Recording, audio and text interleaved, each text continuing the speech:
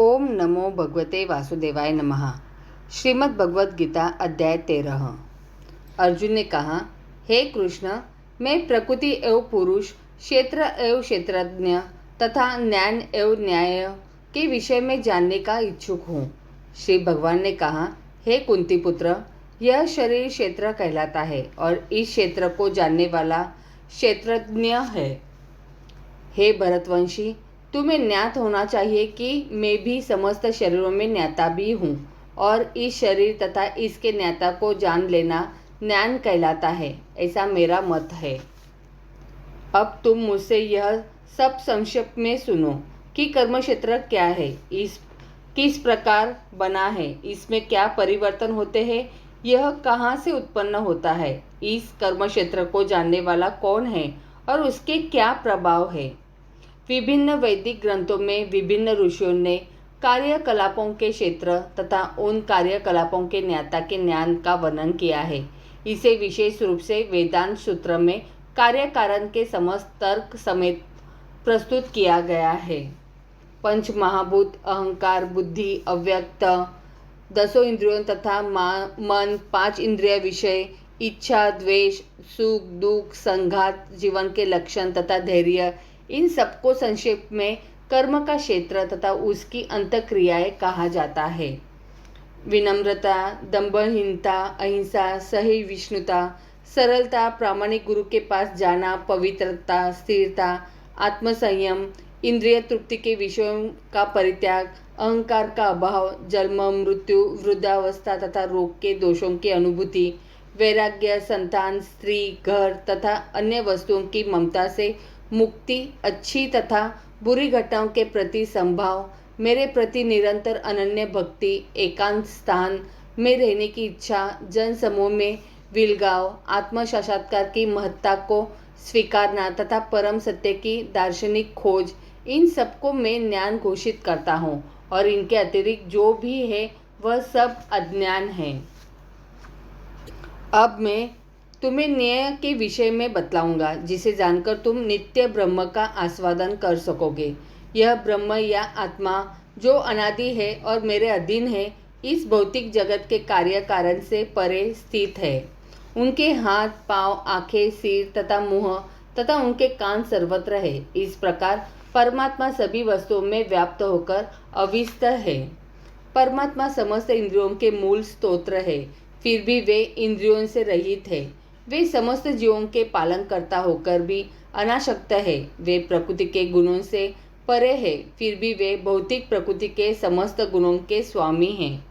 परम सत्य जड़ तथा जंगम समस्त जीवों के बाहर तथा भीतर स्थित है। सूक्ष्म होने के कारण वे भौतिक इंद्रियों के द्वारा जानने या देखने से परे है। यद्यपि वे अत्यंत दूर रहते हैं, किंतु हम सबों के निकट भी है। यद्यपि परमात्मा समस्त जीवों के मध्य विभाजित प्रतीत होता है, लेकिन वह कभी भी विभाजित नहीं है। वह एक रूप में स्थित है। यद्यपि वह प्रत्येक जीव का पालन करता है, लेकिन यह समझना चाहिए कि वह सबों का संहार करता है और सबों को जन्म देता है। वे समस्त प्रकाशमान वस्तुओं के प्रकाश स्तोत्र है। वे भौतिक अंधकार से परे है और अगोचर है। वे ज्ञान है, न्याय है और ज्ञान के लक्ष्य है। वे सबके हृदय में स्थित है। इस प्रकार मैंने कर्म क्षेत्र, ज्ञान तथा न्याय का संक्षेप से में वर्णन किया है। इसे केवल मेरे भक्त ही पूरी तरह समझ सकते हैं और इस तरह मेरे स्वभाव को प्राप्त होते हैं। प्रकृति तथा जीवों को अनादि समझना चाहिए।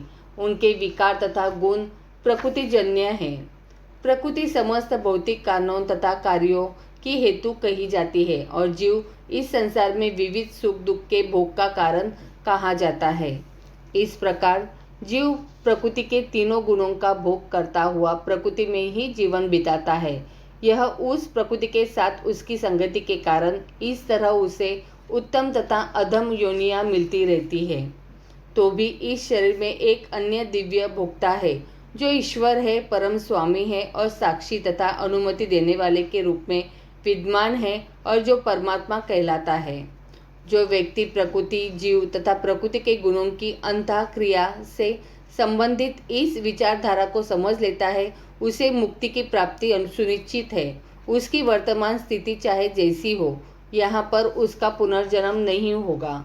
कुछ लोग परमात्मा को ध्यान के द्वारा अपने भीतर देखते हैं, तो दूसरे लोग ज्ञान के अनुशीलन द्वारा, और कुछ ऐसे हैं जो निष्काम कर्मयोग द्वारा देखते हैं। ऐसे भी लोग हैं जो यद्यपि आध्यात्मिक ज्ञान से अवगत नहीं होते, पर अन्यों से परम पुरुष के विषय में सुनकर उनकी पूजा करने लगते हैं। ये लोग भी प्रामाणिक पुरुषों से श्रवण करने की मनोवृत्ति होने के कारण जन्म तथा मृत्यु के पद को पार कर जाते हैं। हे भरतवंशियों में श्रेष्ठ, यह जान लो कि चर तथा अचर जो भी तुम्हें अस्तित्व में दिख रहा है, वह कर्म क्षेत्र तथा क्षेत्र के ज्ञाता संयोग मात्र है। जो परमात्मा को समस्त शरीरों में आत्मा के साथ देखता है, और जो यह समझता है कि इस नश्वर शरीर के भीतर न तो आत्मा न ही परमात्मा कभी भी विनष्ट होता है, वही वास्तव में देखता है। जो व्यक्ति परमात्मा को सर्वत्र तथा प्रत्येक जीव में समान रूप से वर्तमान देखता है, वह अपने मन के द्वारा अपने आप को भ्रष्ट नहीं करता। इस प्रकार वह दिव्य गंतव्य को प्राप्त करता है। जो यह देखता है कि सारे कार्य शरीर द्वारा संपन्न किए जाते हैं, जिसकी उत्पत्ति प्रकृति से हुई है, और जो देखता है कि आत्मा कुछ भी नहीं करता, वही यथार्थ में देखता है। जब विवेकवान व्यक्ति विभिन्न भौतिक शरीरों के कारण विभिन्न स्वरूपों को देखना बंद कर देता है और यह देखता है कि किस प्रकार से जीव सर्वत्र फैले हुए हैं, तो वह ब्रह्म बोध को प्राप्त होता है। शाश्वत दृष्टि संपन्न लोग यह देख सकते हैं कि अविनाशी आत्मा दिव्य, शाश्वत तथा गुणों से अतीत है। हे अर्जुन, भौतिक शरीर के साथ संपर्क होते हुए भी आत्मा न तो कुछ करता है और न लिप्त होता है।